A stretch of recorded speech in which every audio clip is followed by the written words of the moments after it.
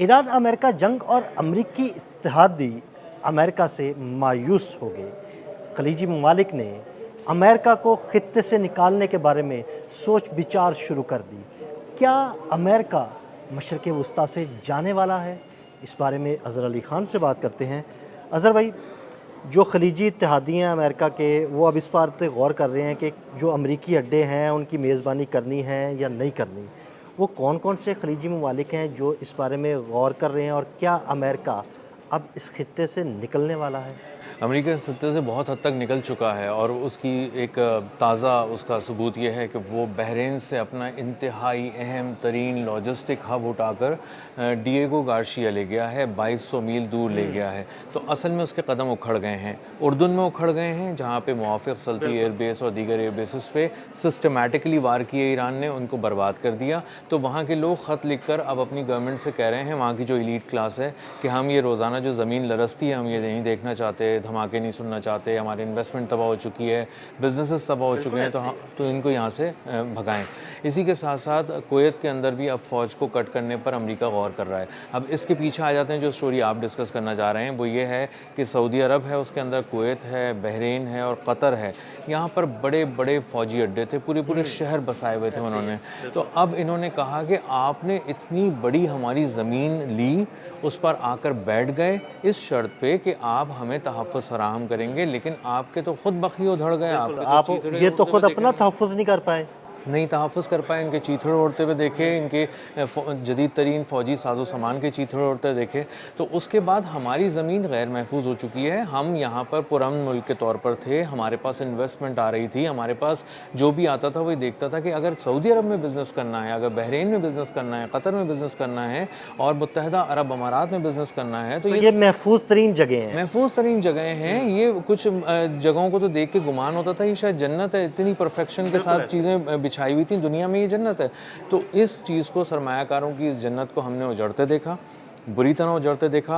पहले हमने देखा कि वर्कर्स भागना शुरू हुए, टूरिस्ट भागना शुरू हुए, उसके बाद मिलियंस ऑफ डॉलर्स की ट्रांजैक्शन होना शुरू हो गई और फिर उससे भी अमीर तरीन जो लोग थे वो राब्ता कर करके हांगकॉन्ग, सिंगापुर, यूरोप, इधर उधर ममालिक की तरफ चले गए, कंपनियां यहाँ से शिफ्ट होना शुरू हो गई। जी, बिल्कुल शिफ्ट होना शुरू हो गई। तो अब उनको अंदाज़ा हो रहा है कि अगर यही सूरत हाल जारी रही तो ये जो 2-4 लोग हमारे पास आ जाते हैं बात करने के लिए, बिज़नेस करने के लिए और इसी तरह से हम हमारे साथ किसी तरह का राब्ता रखना चाहते हैं, तो वो भी आना ख़त्म हो जाएँगे। जो होटल ऑक्यूपेंसी है और इसी तरह जो टूरिज़्म है वो इतना ख़राब हो चुका है कि टूरिज्म तो बहुत मुतासिर हुआ। इवन आप यूएई देख लें, यूएई तो बहुत मुख्तलिफ किस्म की जो है ना वो फैसिलिटीज़ लोगों को देना शुरू हो गया है कि भाई हम आपको ये फैसिलिटीज़ देंगे, टूरिस्ट आएँ, हम होटल जो हैं वो कम कीमत पे दे देंगे, ट्रैवलिंग के अलाउंसेस देंगे। इस तरह की बहुत सारी चीज़ें जो है ना वो यूएई ने टूरिस्ट के लिए जो है ना वो मुतारिफ़ कराई हैं। जी, और जब वो भी तब भी नहीं आए टूरिस्ट, तो उन्होंने वहाँ पे रहने वाले जो लोग थे उनसे कहा कि अपने-अपने मुल्कों से लोगों को बुलाओ और फिर यहाँ पर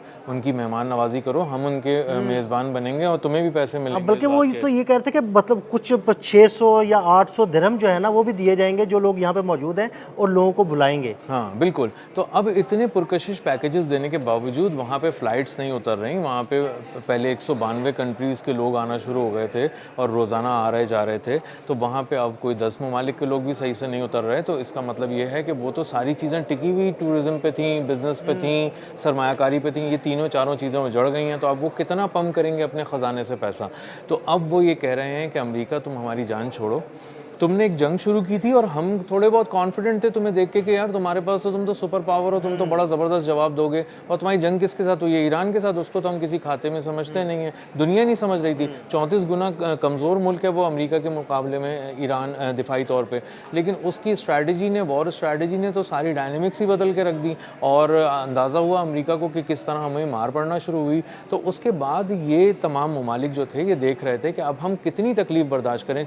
6 महीने हो चुके हैं और अंदाज़ा ये है कि आप इसको खींच के अगर 2-4 महीने और ले गए तो ये तो पूरा साल हो जाएगा। तो अज़हर भाई देखें ना, 6 महीने हो चुके हैं। ये खलीजी ममालिक ऐसे ममालिक हैं जिनकी सारी तिजारत जो है ना वो तेल की है। वो तेल की तिजारत रुक गई या वहाँ पर टूरिस्ट आते हैं। यूएई आप देख लें, तो अगर टूरिस्ट भी नहीं आएंगे तेल की तिजारत भी नहीं होगी, तो इसका मतलब सरमाया नहीं आएगा या पैसा नहीं आएगा। अगर पैसा नहीं आएगा तो वो जो अय्याशी की ज़िंदगी गुजार रहे थे, वो ज़िंदगी तो ज़मीन बोस हो जाएगी। बिल्कुल, हम रियाल, दिरहम और दिनार इन 3 करेंसीज़ को हमने अपने बचपन से कभी भी हमने इसको कमज़ोर नहीं देखा। हमने हमेशा ये समझा कि उस साइड पर यूरो है और उस साइड पे पाउंड स्टर्लिंग पाउंड्स है, यूरो है, डॉलर है, ये इस तरह की और इस तरफ ये सारी करेंसीज़ हैं, तो ये सारी मजबूत ही देखी हैं हमने, कभी कमज़ोर तो देखी नहीं है। लेकिन अब हम देख रहे हैं कि ये कमज़ोरी नज़र भी आ रही है। अब हम किसी को कहें कि अगर तुम यूएई जाना चाहते हो तो वो डरेगा, सोचेगा 10 दफ़ा। तो इसका मतलब ये है कि ये पूरा खित्ता उजड़ गया है अमेरिका की वजह से, और इस खित्ते को उजड़ता हुआ नहीं देख सकते।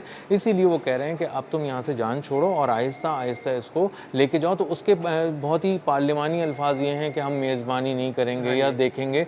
असल में वो 2 लफ्ज़ों में ये कहना चाह रहे हैं, जान छोड़ो, यहाँ से चले जाओ, यहाँ से तुम उखड़ चुके हो, तुम यहाँ बर्बाद हो चुके हो, अब हमारी बची कुची ज़मीन जो रह गई है उसको हमें आबाद रखने दो। अच्छा अज़हर भाई, ये जो बयान सामने आया है, ये जो बातें सामने आई है, तो इसको ऐसा समझें कि अमरीकी इत्तेहादी भी जो है ना, वो भी पीछे हट गए हैं और अब अमेरिका यहाँ से जाने वाला है। और अगर अमेरिका यहाँ से जाने वाला है तो क्या वो इन्वेस्टमेंट जो यहाँ से वापस चली गई थी वो दोबारा यूएई वगैरह में आएगी?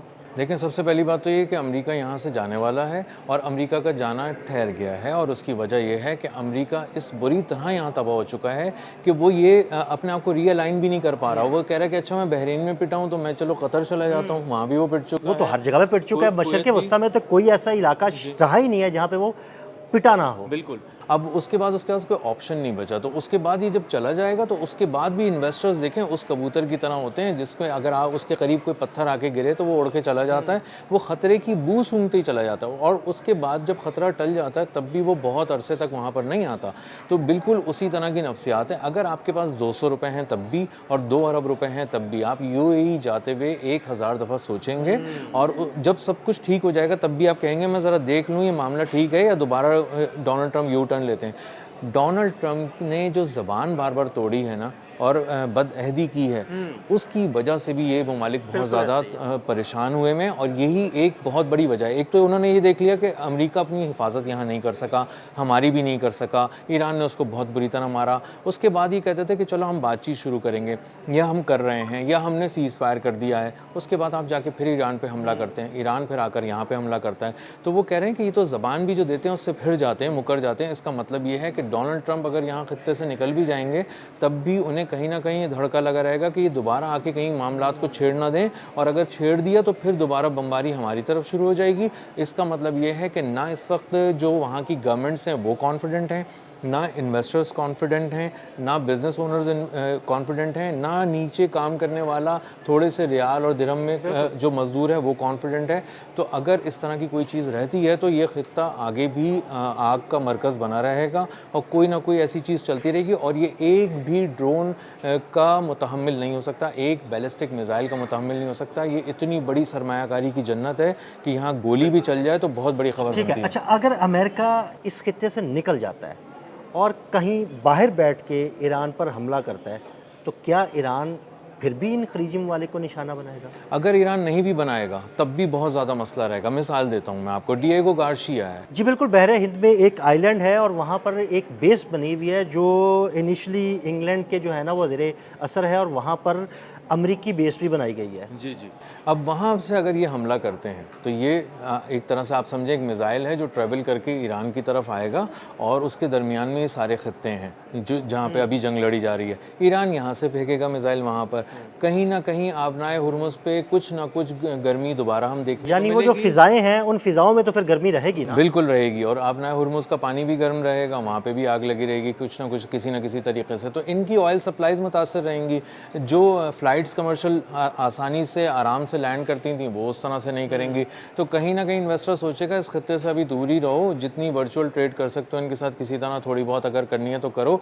लेकिन वो जो आप फ़ौरन सूट पहनते थे और एक फ़्लाइट लेते थे बुक करा के और आसानी से बगैर कोई खबर देखे वहाँ लैंड कर जाते थे बगैर, और ख़बरें भी नहीं देखते थे कि क्या सूरत हाल है, वो चीज़ अब बिल्कुल ख़त्म हो चुकी है, और उसको बहाल होने में साल 1.5 साल लग सकता है। और अगर इतने अरसे के अंदर सब चीज़ें ठीक भी रहीं और इन्वेस्टर्स का कॉन्फिडेंस कॉन्फिडेंस शेकी रहा तब भी इस खत्ते को बहुत ज़्यादा और बहुत गैर मामूली नुकसान होगा और आने वाले दिनों के अंदर बिजनेसेस इतने आसानी से हमें उभरते हुए नज़र नहीं आ रहे हैं यहाँ पे। बहुत शुक्रिया अज़हर भाई ने बड़ी तफसील के साथ इस सारे मामले पर रोशनी डाली। मज़ीद अपडेट्स के लिए हमें फॉलो करते रहें। अदील अहमद और अज़हर अली ख़ान को इजाज़त दीजिएगा।